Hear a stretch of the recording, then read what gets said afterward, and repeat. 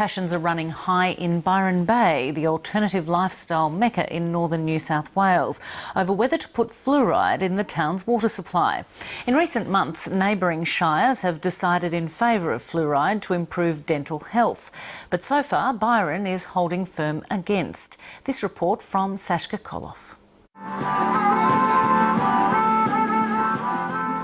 For decades, Byron Bay on the northern New South Wales coast has attracted those seeking an alternative lifestyle. The weather's great, the surroundings natural and the people colourful. But right now it's riven with conflict over a proposal to put fluoride in the public water supply. Last night, locals vented their anger at a public meeting.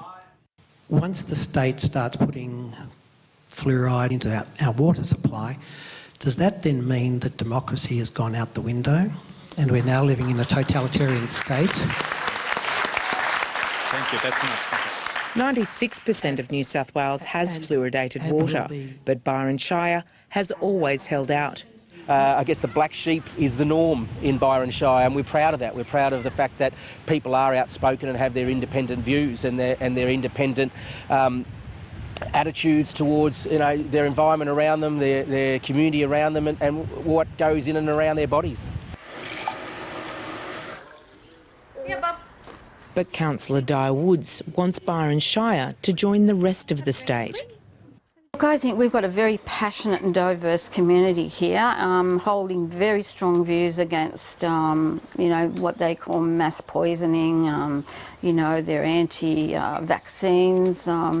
And I just think it's a head in the sand attitude.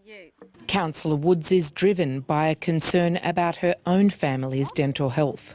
One of the grandchildren currently has 12 fillings to be attended to, very, very expensive work. And also the dentist has commented, look, there's fillings in his mouth that he's never seen in a child of that age, and he's 14. That's a familiar story for local dentist Dr Brendan White, who is also pushing for fluoridation. Well, just this week, I'm struggling to treat a 4-year-old boy with multiple holes in his teeth, explaining to his parents the consequences of the suffering and the expense if we can't manage to treat his teeth under local anaesthetic. But opponents of fluoride aren't convinced by those dental arguments and claim fluoride is a threat to public health. There is evidence of harm and we need to take another look at it. Do you consider fluoride a poison? Absolutely. I didn't 2 weeks ago, but now it's clear. Every article that I've ever read simply has not stood up to any rigour. It is being taken from with a bias, cherry-picking data and looking for an outcome. There is no anti-fluoride article or expert that stands up to scientific rigour. Emotions around the issue have intensified. Councillor Di Woods says she's been threatened and regularly receives aggressive emails. I've had skull and crossbones sent to me. I've had, you're poisoning people, if you do this, I'm going to make you pay for it. She's not alone. Lateline spoke to one local dentist who says his home and dental practice have been vandalised and that he's been physically threatened over his support of fluoridation.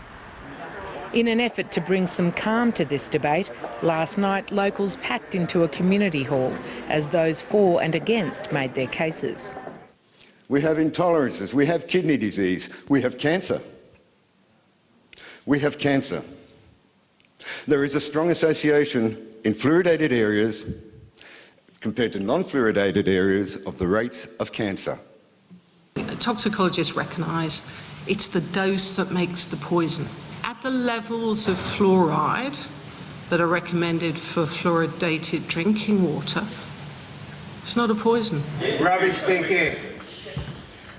Give real science. It was a full house last night, but it was clear the anti-fluoridation camp had the numbers. I call it a poison because it's a toxic waste product, and the toxic waste product is a poison, listed as a poison. My position is that it's not appropriate to mass medicate, that there are more effective methods of dealing with fluoride application for those that consider they need it. Byron Shire Mayor Simon Richardson also remains unconvinced. I think the days perhaps of just one medical body saying this is right for you, believe us, trust us, we're doctors, this is good for you, I think those days are over. I think people now expect far more information, they want far more engagement, they want far more, I guess, customer service than just, here's your medicine, take it and be a quiet little boy. Byron Shire councillors will debate the issue formally next week. Sashka Koloff, Lateline.